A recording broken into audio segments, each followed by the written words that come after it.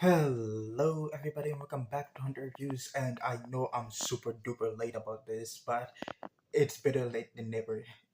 It's better late than sorry. It's better sorry than never. I don't know what the phrasing is, but I'm here and I will be talking about Tomb Raider King. This was a manhwa that I wanted to pick up, but like again, I said, the anime was coming out and said it. I'll check out the anime, then read the manhwa at the same time.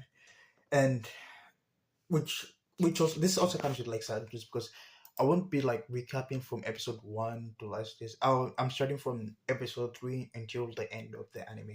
So let's get into this. How was the episode? Did I like it? Did I enjoy it? Of course I liked it.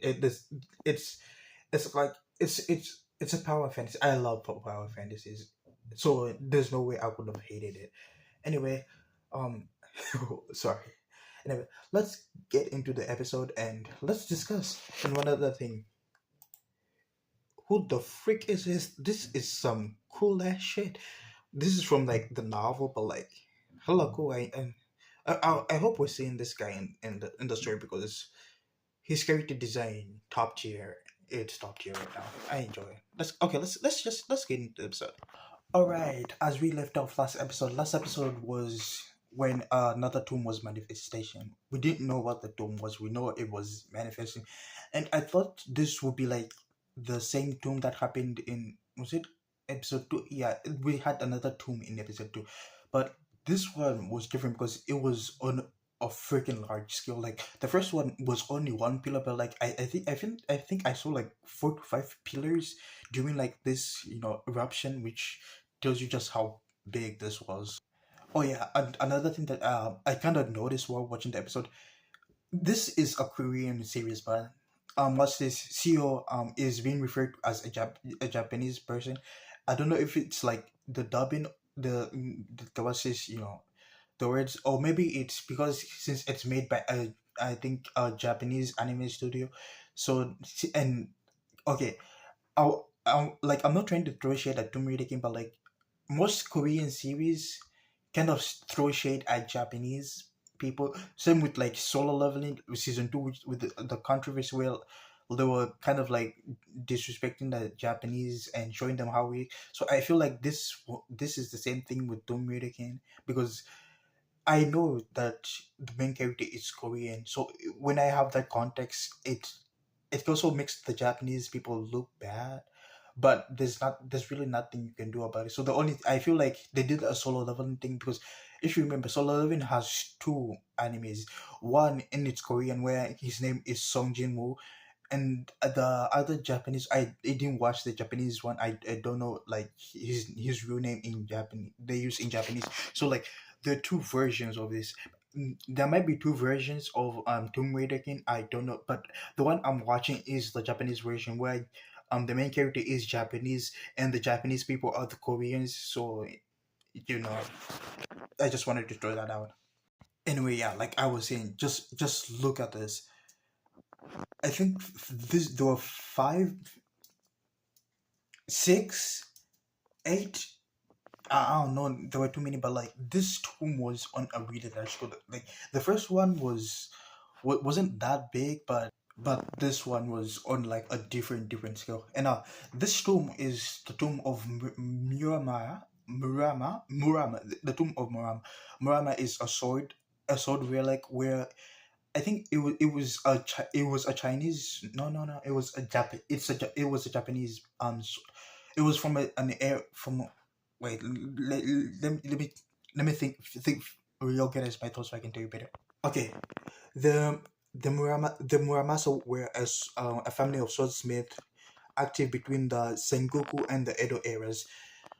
Like I said, this is the Japanese. This is like in the Japanese version. I don't know if this is the same thing in the Korean, but like when if you look at Muramasa, he was wearing Japanese traditional like battle armor. So I think this segment is probably true. So this is a relic in Japan, which kind of had me like mind boggling because if like there was this the wielder of the relic was Japanese, why isn't the relic in Japan?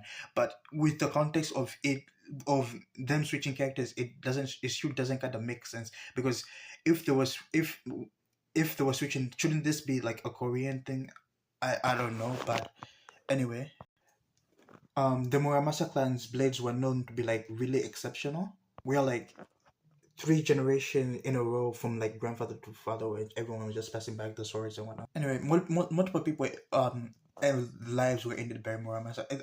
I think it's a cursed blade, like the same thing with the golden axe, where like you get it, you end up starting to kill people. I feel like because he kind of admits it in the episode saying he hates like blade type relics because they make you do a stupid test. Which I feel like the test is probably killing other people because Muramasa's request was for him to be for our main character to be like you know worthy of wielding Muramasa. He had to like kill 10 people, but like he didn't.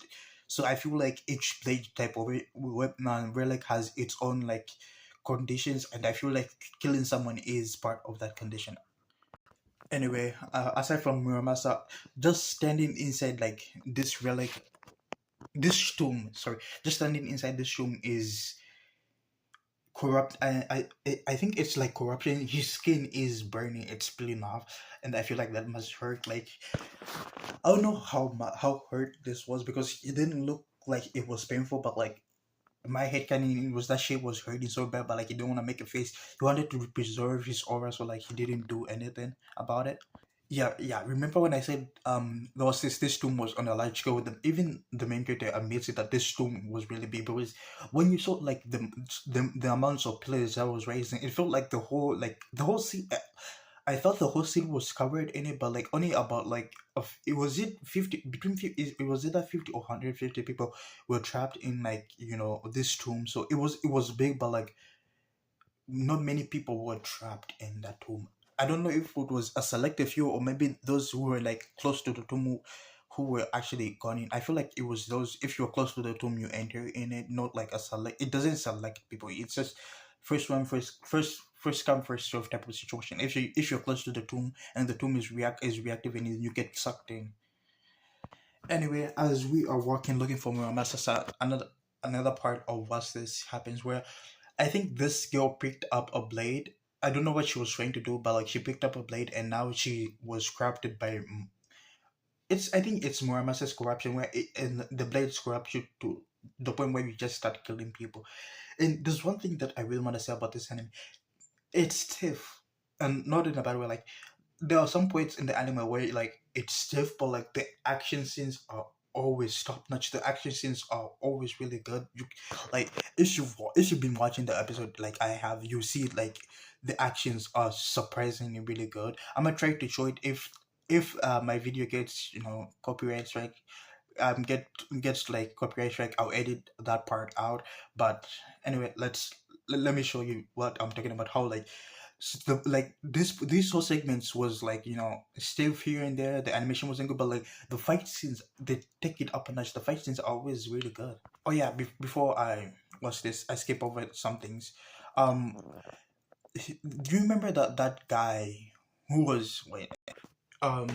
His name is Kiyoshi Aiba Abe. He's like he's a member of the Japanese excavation team, which is allied with AKBA. Anyway, why am I talking about this?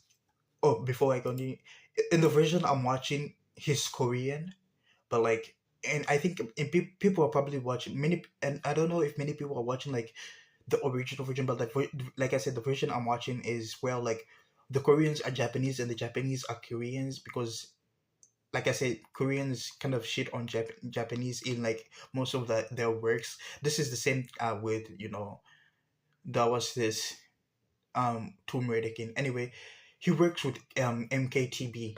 Is it TKBM?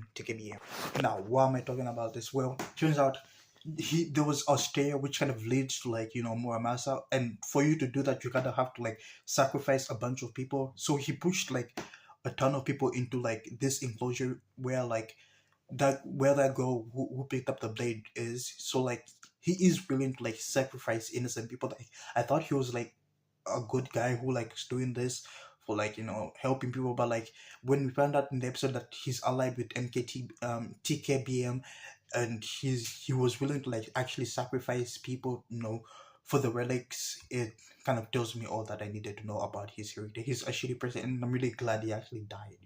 Because in most animes, a shitty person like that would probably realize it, but I don't like that. Him dying is much better. Anyway, remember the relics? He also what's this? Soe stole from like CO. I think I kept saying Soe, but I think it's CO. Remember the relics that CEO stole from like from Kiyoshida, the guy who works from TKBM. I think is it TKBM. Anyway, these relics are the mochi that the one in the I'll just show you. This is the mochi and this is the bracelet rope. I think. Anyway, the mochi that the tiger demanded from the woman on her way home. Like each, I think each relic has its own history, and the mochi is what's this? What is a relic which has this history where like this woman was attacked by a tiger. I think she gave her the tiger the mochi. I don't know what happened after that, but we gave the tiger our mochi. And the rope from the heaven that saved two siblings from being eaten. This is this the same tiger? Are those relics from like the same era? Like I feel like this. I feel like the woman gave the tiger the mochi, but like she got eaten, and then the tiger was still hungry, and then he came for the siblings, but the siblings had the rope and they climbed the other way. That's my higgin. That's how I'm interpreting this right now because he only gives like a brief summary of what like these relics are, so it doesn't give me enough to work around, but I'm gonna make head canons about it, and my head canons are always are somewhat okay. 9 times out of 10 they're somewhat true. Anyway, let's move on. Anyway, as he was explaining, he kind of picks up a new skill, acquire a new title, and he kind of unlocked the skill, which was petty pickpocket. Because and the title petty pickpocket is because he only stole those things because he was trying to be petty. He didn't actually know what type of relics he was hiding, but like he wanted to steal something to just gaslight him or to like actually pulverize him. Anyway, I think the skill we got was Tomb Raider basic skill dexterity F rank has been unlocked. Ever since we've gotten skills, we haven't actually leveled up any skills, but like the main purpose of us was getting four was this Tomb Raider skills which we got, which ended up giving us a greater skill, which was given at the end of the not at the close end of the second episode. Yeah. Now, this is the fight scene I'm talking about. This is what just look at this. Just look at this. Just look at the absolute banger of fight. Like each and every fight scene here is always just so perfect. It's always so very good. That's what I'm talking about. Like the anime is stiff, but like when it comes to action, they crank it up to 1,000, and that's how you know like because this is an action heavy anime. You can't have a PNG slide where like you can't have the beginning and after the end level of animation where like the fights are abhorrent. The story is good, but the fights are abhorrent to the point where like you don't even feel like what's this watching the anime and just go read just end up reading the manhwa because the anime is so trash. The voice acting is good in the beginning after the end, but like Eh, but that's nothing to be honest. With shitty animation and like everything from the CG, from the what's his them cutting like a crap ton of like dialogue, them rushing things. It doesn't really do this. But like this is the pacing is I really enjoy the pacing. The what's this like I said, the animation in the fighting sequences are always amazing. It's stiff here and there, but you don't notice it unless you kind of pay. You should watch like a crap ton of anime and can tell the difference. You kind of see how some scenes where stiff, but like it's not really that noticeable. Anyway, this was the ladder I was talking about. The stairs. I'm calling it the ladder, but these are the stairs. And this this part was the most satisfying part of the episode. Um, was this the guy from TKBM was trying to like find the Muramasa relic, but there were a bunch of broken souls and he didn't know which one like the Muramasa was. Oh yeah, TKBM has a relic which can see the future, not see the future, but vaguely know what the future is about. It doesn't see. It's not like prophetic relic where you can see the future. You just know bits and pieces of it. Anyway, if this part was really funny because the people he pushed into like the tomb were actually coming back to actually beat him up, which was satisfying. Like I thought he would be stronger, but at the end of the day, the relics just started appearing. So he's basically a regular human fighting against a crap, like fighting against hundreds of like people, 50 people, I think, fighting. Fighting against a ton of people, which is not. He couldn't win. This was really satisfying. Just seeing him get beat up was the sauce that I needed to my noodles, to my pasta. Anyway, it was the sauce to something. Anyway, he ends our main character ends up finding like the relic because he ends up finding it because of the golden you know the golden axe that we got in episode 2. I thought that we forget about the golden axe, but turns out the golden axe helped us locate the Muramas. I don't know how he didn't explain how the golden axe helped us, but like it did help us. And like I said, every soul type was this relic. I think its only purpose is for killing people. So the Muramasa was asking them, I was asking CEO to like kill about 10 people for the soul to actually recognize him as the master, which like I said, CEO, no, even though CEO is willing to do anything, he's not willing to actually harm people because he doesn't want to stoop to TKBM's level, He doesn't want to stick to their level. So he didn't do anything. So he used the only way that he knows how to do it. He forced the sword to obey. By forcing to obey, I mean he forced the sword to absorb what's this, because this all these swords here you see are basically like copies of the original Moraman. So he forced the sword to like absorb the what's this the copy so it can regain its strength. I feel like the sword wanted to like kill people to gain its strength faster, but like he forced it to like to a different path. And turns out the path he chose is dominance. I'll talk about the path of dominance later, but anyway, let's move on.